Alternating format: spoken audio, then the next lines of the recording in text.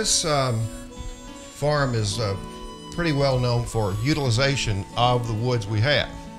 But this is a little ornamental project. And it's not little in the sense of the time it takes to do this, but the Division of Forestry had a man from Hart County named Ricky Gardner as an employee several years ago, and he was very gifted with wood.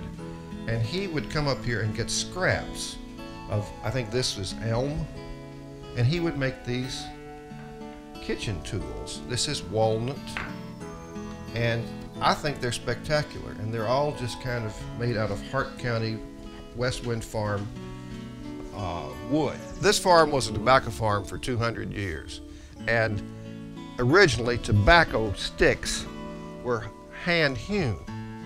Now, we got into tobacco buyout in 2004, and so we didn't need tobacco sticks for tobacco anymore.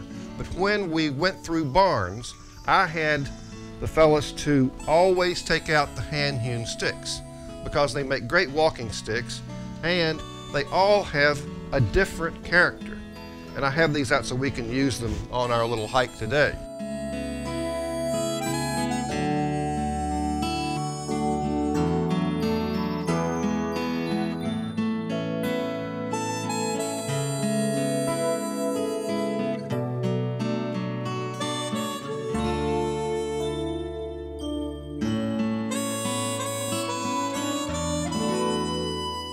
I'm Leopold Awards. I'm the director of the Kentucky Division of Forestry.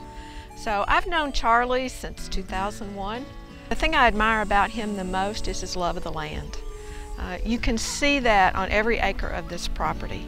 The other thing I admire most about Charlie Williams is his clear understanding that forests are not just to be preserved, but they are to be worked. They have a purpose in our economy in providing a raw material for all our forest industries. So Charlie, as he manages his property, he looks for the best way to use his forests wisely while still instilling good conservation ethic that ensures that the forest will regenerate and will stay forest. He makes sure that he uses proper best management practices when he harvests his timber. He wants to make sure that he plants the right trees in the right place when it's needed. So he embodies all of those land ethics that Aldo Leopold so richly wrote about. And he's a true believer of that, and it shows on every acre of this property.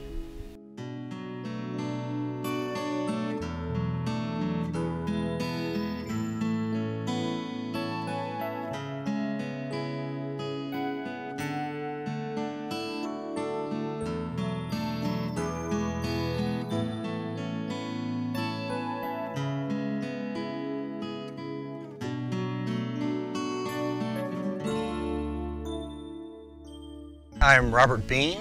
I'm the Chief Forester for the Kentucky Division of Forestry, Central Region.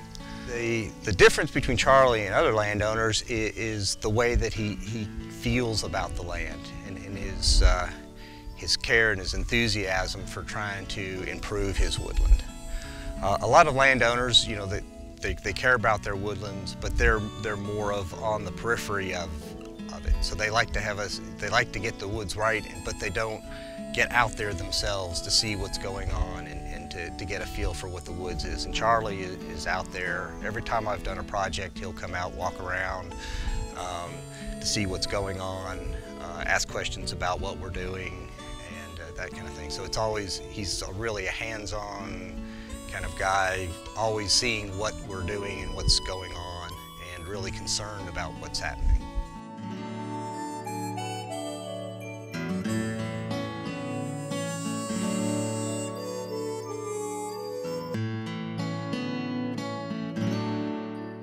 Well, being named a finalist in the Leopold Conservation Award makes me think of something Leopold experienced on observing his first skein of geese cleaving the March Merck to get to Wisconsin, and he describes that very beautifully.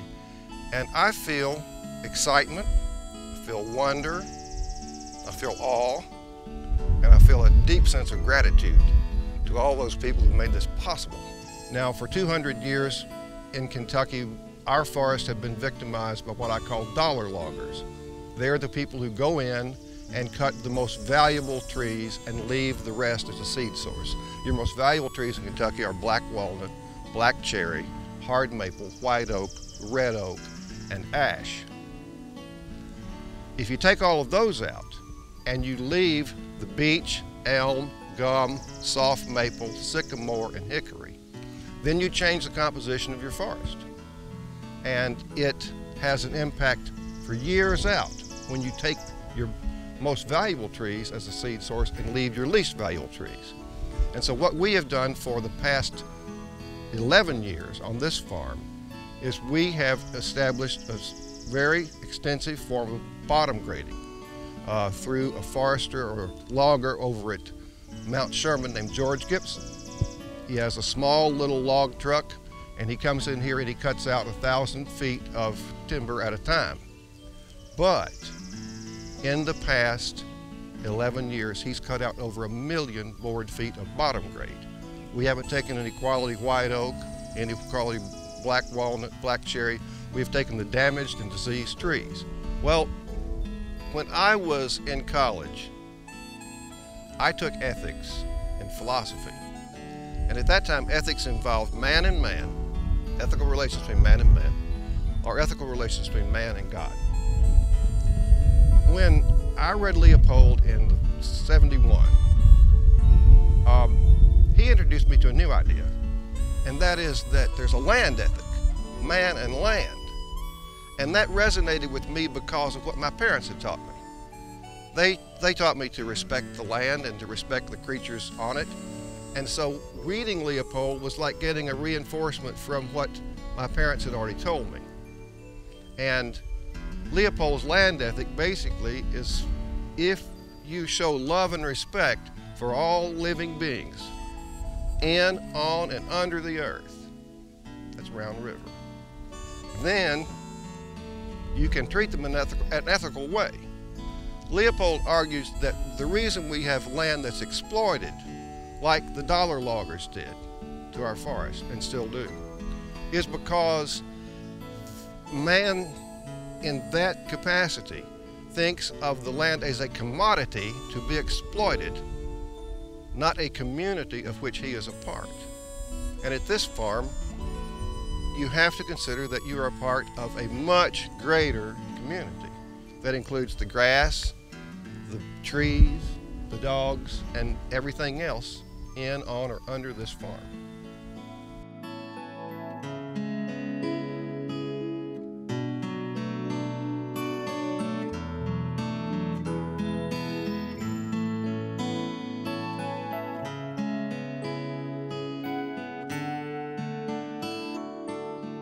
My name's Steve Gray. I'm retired from the Kentucky Division of Forestry. I worked my entire career in this area. I've known Charlie since the late 1970s. You know, when you get out of college as a forester, they teach you a lot of things about how to manage for timber, but I learned a lot from Charlie about managing for other things, such as recreation and aesthetics. This is the Leopold pine, the white pine. That's what he was always planting. You know, I planted these with a group of students from UK when I was there in '78. We planted these at spring break.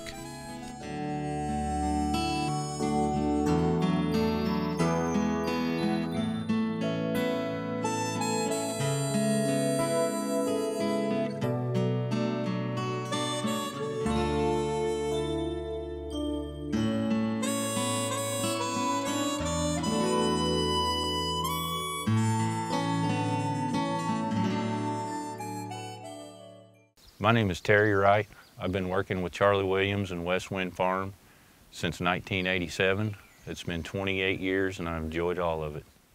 We are currently in one of our food plots that contains just your regular ag soybean, a Roundup Ready soybean.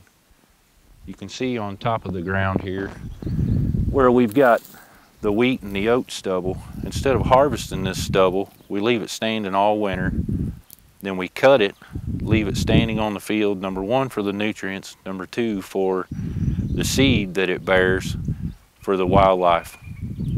These soybeans will stand until about December, and then we will come back in and drill the same wheat and oat product on top of them and restart the cycle. This is something we continuously do for all the wildlife: doves, quail, deer, turkeys, anything that feeds on a seed product or a bean product. This southwest facing slope was eroded in gullies, and at that time I was very interested in pine trees, so I've got Japanese black pine, Austrian pine, and planted them because they would go straight into sand. And you can see that in 40 years, or 39 years, the Japanese black pine and the Austrian pine have gotten to be big. They have dropped enough needles that now we have poplar coming in. And so this whole area that was just a gully mass is now back to being a hardwood forest. Benefiting soil and plants and wildlife is something that is always incorporated in the Kentucky Division of Forest 5-year management plans. They have those aspects in each of them. There are 26 soil types on this farm. Almost all are some variety of silt loam. That means the soil is highly erodible. So one of the things we have to do is to always be on guard for gullies and new erosion. My overall conservation goals are to continue doing with the forest what we've done for over 40 years. And that involves a lot of the bottom grading that we've talked about before, and that is something that I hope to be able to continue the rest of my life.